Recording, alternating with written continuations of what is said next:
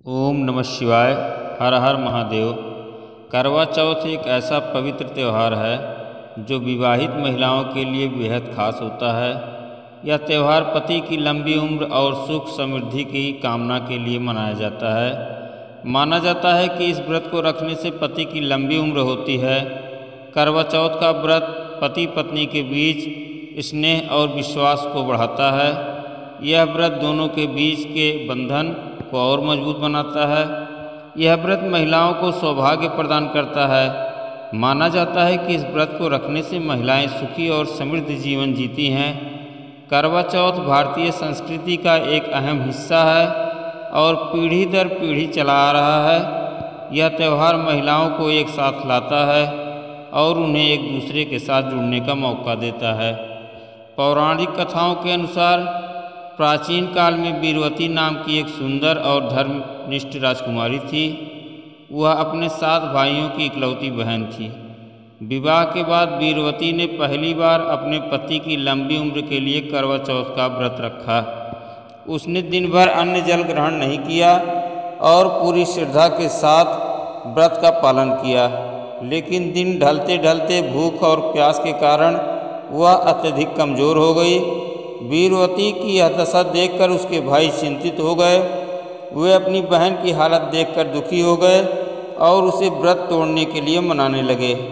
लेकिन वीरवती ने कहा कि जब तक चंद्रमा उदित नहीं होता है वह व्रत तोड़ेगी नहीं। वीरवती के भाइयों ने अपनी बहन की हालत देखकर एक उपाय सोचा। उन्होंने पेड़ की आड़ में छल से एक दर्पण का उपयोग करके नकली चंद्रमा बना दिया। भाइयों ने वीरवती से कहा कि चंद्रमा निकल आया है और उसे देखकर व्रत तोड़ लो। वीरवती ने वह नकली चंद्रमा देखकर व्रत तोड़ दिया और जल ग्रहण कर लिया। जैसे ही उसने व्रत तोड़ा उसे यह सूचना मिली कि उसका पति गंभीर रूप से बीमार हो गया है। वीरवती को तुरंत आभास हुआ कि उसने चंद्रमा की पूजा किए बिना और सही समय से पहले व्रत तोड़ दिया, जिसके कारण यह अनहोनी हुई है। वह अत्यधिक दुखी और पश्चाताप करने लगी। अपने पति की लंबी आयु के लिए वीरवती ने दृढ़ संकल्प किया और पूरी श्रद्धा के साथ करवा चौथ का व्रत फिर से रखा। उसकी भक्ति और समर्पण से प्रसन्न होकर माता पार्वती ने उसे आशीर्वाद दिया और उसका पति स्वस्थ हो गया। महाभारत में भी एक कहानी है जो करवा चौथ से जुड़ी हुई है। जब अर्जुन युद्ध करने नीलगिरी पर्वत गए थे तो द्रौपदी बहुत चिंतित थी। उन्होंने भगवान कृष्ण से अपने पति की सुरक्षा के लिए मार्गदर्शन मांगा। भगवान कृष्ण ने उन्हें करवा चौथ का व्रत रखने और शिव पार्वती की पूजा करने की सलाह दी। द्रौपदी ने व्रत रखा जिससे अर्जुन सुरक्षित रहे। कथाओं में इस कहानी को भी करवा चौथ से जोड़कर जाना जाता है। करवा और पति की एक कथा है। तीसरी प्रसिद्ध कथा करवा नामक महिला की है जो अपने पति के प्रति अत्यधिक समर्पित थी। एक दिन जब उसका पति नदी में स्नान कर रहा था तब एक मगरमच्छ ने उसे पकड़ लिया।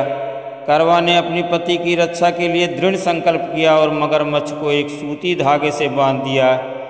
फिर उसने यमराज से प्रार्थना की कि मगरमच्छ को दंड दें और उसके पति की रक्षा करें। यमराज करवा के समर्पण से प्रभावित हुए और मगरमच्छ को दंडित किया और उसके पति को दीर्घायु का आशीर्वाद दिया। इस तरह की और भी पौराणिक कथाएं हैं जिन्हें करवा चौथ के व्रत से जोड़कर देखा जाता है। विवाहित माताएं बहनें करवा चौथ का व्रत रखें, माता पार्वती का, भगवान भोलेनाथ का आशीर्वाद प्राप्त करें। श्री शिवाय नमस्तुभ्यम। जय श्री महाकाल।